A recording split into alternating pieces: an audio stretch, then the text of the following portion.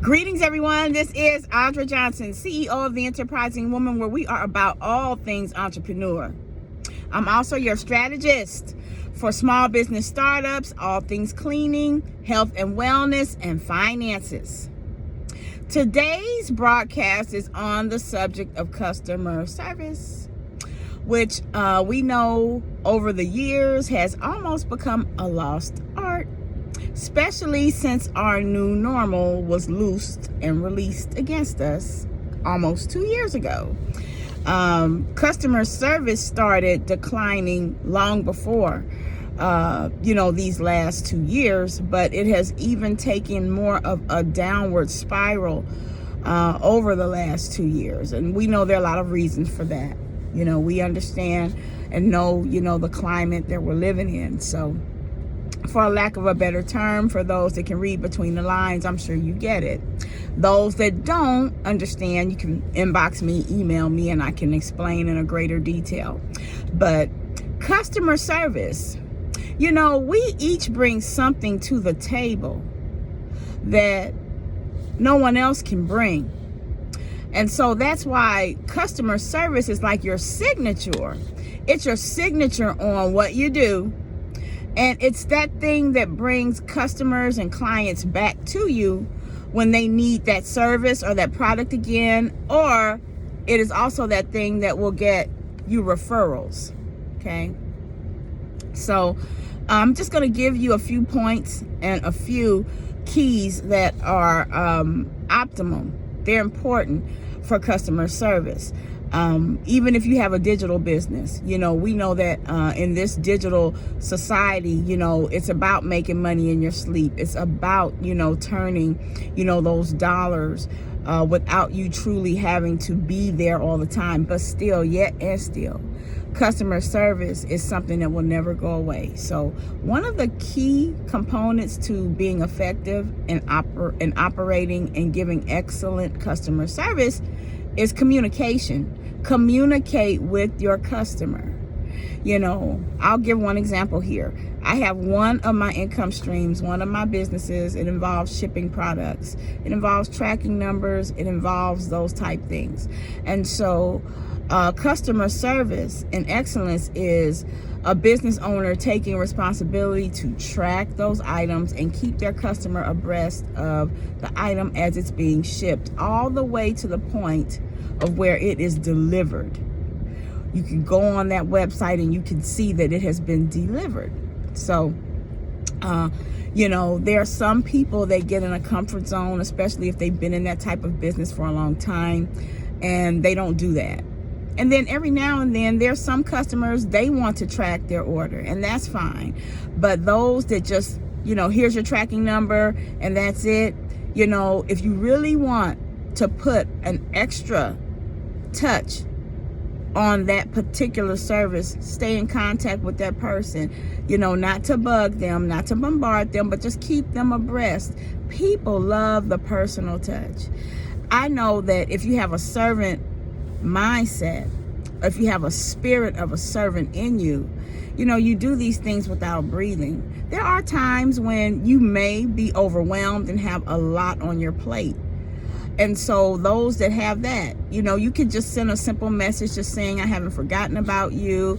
I'm working on some things and I will get back to you. But communication is important. The last thing you ever want to do is receive a question or communication from a customer or prospect and don't answer them. Okay. Now, another thing is defining, what does that customer need? We work with the public, those of us that have internet-driven businesses, whether it's navigating through a website, whether it's navigating through social media platforms. You're really dealing with the public, and everybody's different. Everyone has different desires. Everyone has different needs and all of that. So you need to know what they want. Know what they want, or try your best to find out as best you can what they want from the gate, because no one wants to receive information on this particular brand when they want another brand. Okay, so that's just an example here. And then, as a consumer, find out the customer, prospects, best method of communication. There's still some people that want you to pick up that phone. There's some people that don't want a text message. There's some people that don't want an email. There's some people that still want you to pick up that phone and call them. And those of you that navigate through social media platforms such as Facebook, such as, Instagram, and such as WhatsApp, they have a wonderful feature now that you can use. And it's the voice feature, where you can record your messages or your responses and your replies, and you send it right back to your customer. So if they inbox you or if they email you through any of those social media platforms, you can respond via voice. That's another option. And I think it's great because there's something about people being able to hear your voice. There's power in the voice. People can discern through your voice. There's so much going on the social media platform and internet streets in terms of scamming that people still desire a lot of times to purchase from you. But because of that, a lot of times they can be apprehensive. And so sometimes allowing them to hear your voice is another way to gain their trust. Okay. Now, solving problems. We know, we've heard this for years. We've heard gurus even, on the YouTube streets, that give you all these different, 5, 6, 7, 10, 20 ways to hustle, or 20 ways to create income and all of that, or 20 ways to build your business. Historically, it's always been how to solve a problem or solve a problem. Find a problem and solve it, right? And there are a lot of problems out here that need solving. A lot. We know that there's some problems, though, that are going on in our world that we can't personally solve. But what we can control, we need to control. So we can control ourselves. We can control how we communicate. We can control how we respond. We can control how we handle issues. We can control how we handle anything that we deal with in business because we own it. See, that's one thing about being an entrepreneur. When you own a business, you can't look over your shoulder and blame your employee. You can't look over your shoulder and blame anybody for a shortcoming. Even if the shortcoming was not done by you personally, you can explain it, but never excuse it off. Never excuse it off in a way where you're trying to kind of shirk or shake or shrink responsibility. Never do that.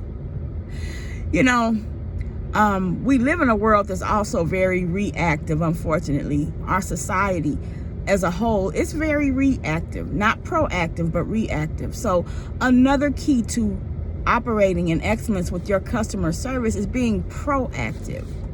I counsel and I coach people in different industries that provide services. One of them is personal concierge and private transportation.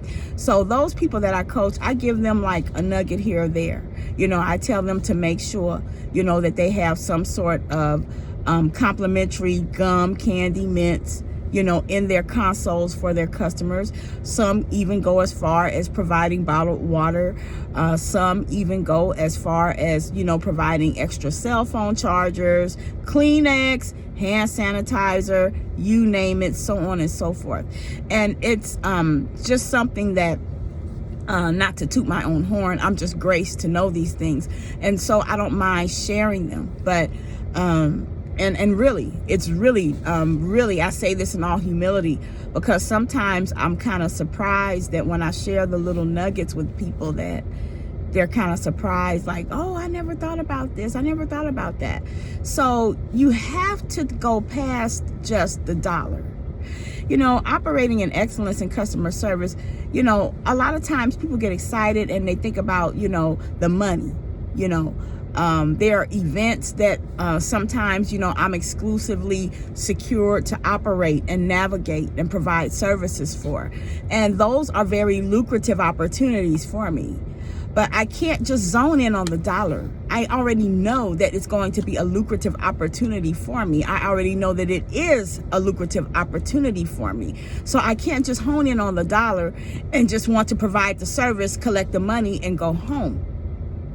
You know, what leads to longevity with other people that you serve is operating in excellence. So, for instance, the example I just gave, you know, by me operating in a level of excellence and integrity, I have opportunities that have been ongoing over the years.